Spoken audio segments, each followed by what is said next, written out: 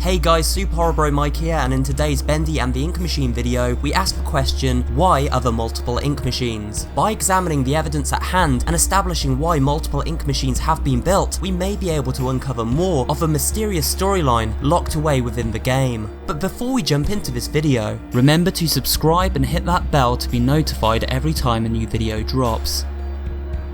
In Bendy Chapter 1, Henry came across what we assume to be the ink machine referenced in the game's title, a machine that gave birth to a living version of Bendy, Boris and Alice, cartoon creations that featured in animations made at Joey Drew Studios. However, upon the release of Chapter 3, it was revealed that the ink machine in Chapter 1 was in fact not the only one. In Chapter 3 we glimpsed another ink machine found here above the stairway of floors K and 9. There was also schematics hidden around the studio detailing how to construct these mysterious devices.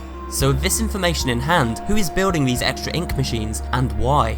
In my mind we have three possible characters who may be motivated for working on a secondary ink machine. These three characters are Joey Drew, Alice Angel and Boris the Wolf. I'll explain why, so let's start by looking at Joey Drew. Joey Drew was a pioneer in the animation industry, or at least he believed he was. He seemed to have great aspirations. There's nothing wrong with dreaming. Wishing for the impossible is just human nature. That's how I got started. Just a pencil and a dream. And a constant flow of new ideas. Joey is a man of ideas. And only ideas. However, somewhere along the way, something happened at his animation studio and it seems to have closed down. From brief snippets of conversations found in audio logs, it seems as though Joey had fallen on hard times and perhaps had gone bankrupt, causing the studio to stop producing cartoons and merchandise. So what if I went and painted some of those Bendy dolls with a crooked smile? That's sure no reason for Mr. Drew to be flying off the handle at me. And if he really wants to be so helpful, he could be telling me what I'm to be doing with this warehouse I got full of that angel whatchamacallit. Not a scrap of that mess myself. You'd probably have to melt it all down to be rid of it all. So with this in mind, it is logical to conclude that Joey may have come up with the concept of the ink machine as a way to bring his cartoons to life, thus cutting down on expensive animation costs, but also taking the idea of animation in an exciting new direction. Kind of how computer animation and virtual reality are changing the way we look at the medium in the here and now. Perhaps Joey's ink machine was his attempt at a bold, new, cost-cutting cartoon technology. So the second ink machine we see boarded up may have been a prototype, an original machine that perhaps hadn't worked the way Joey intended. After all, we can see on the plans for the current ink machine it says CK2. This suggests there was a model before this one, and again it is logical to assume that is the machine found in Chapter 3. However, we also have two more characters with wildly different motivations to consider, so let us turn our attention to Alice Angel. Alice's motivations seem pretty clear cut. We know she has been using the body parts of various Boris clones and Butcher Gang members in some way in an attempt to make herself perfect once more. Look around. It took so many of them to make me so beautiful. Anything less than perfect was left behind.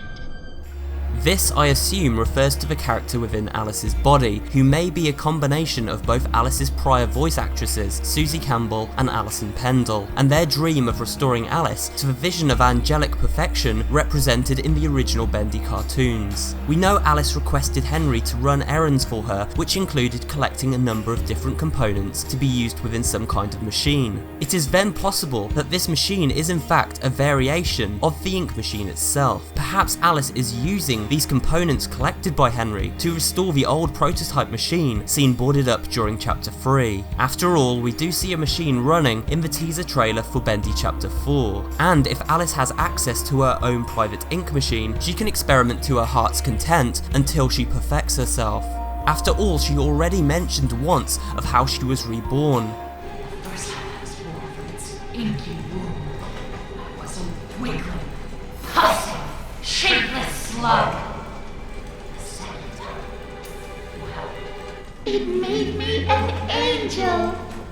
So with access to her own ink machine, she could try adding in different combinations of ingredients until her perfect self was created. Although at this time nobody knows for sure how the ink machine actually works, so we'll have to wait and see.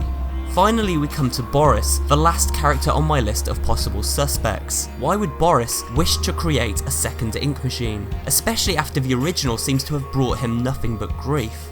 Well, to explain this, once again we need to take a look at the design document for the ink machine. The bottom of this document features a familiar name, Wally Franks, who was involved in the machine's maintenance, meaning Wally had inside knowledge into exactly how the ink machine worked. What does this have to do with Boris? Well, for a long time I had theorised that the Boris we meet in chapter 3 may actually be a reincarnation of Wally Franks. He features the traits of the character, being a handyman with a friendly yet cowardly personality, as well as a bit of a trickster.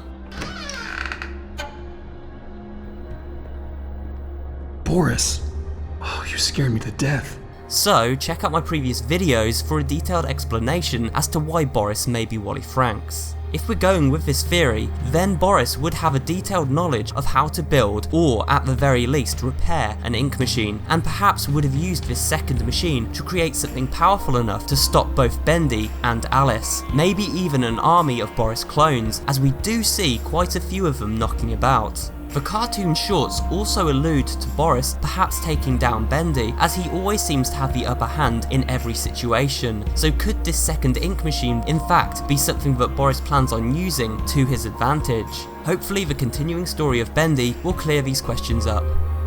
And that's it for today's video, guys. I hope you did enjoy it, and if you did, remember to give it a like and subscribe for more horror related content, including theories, analysis and let's play videos, and I will see you on the next one.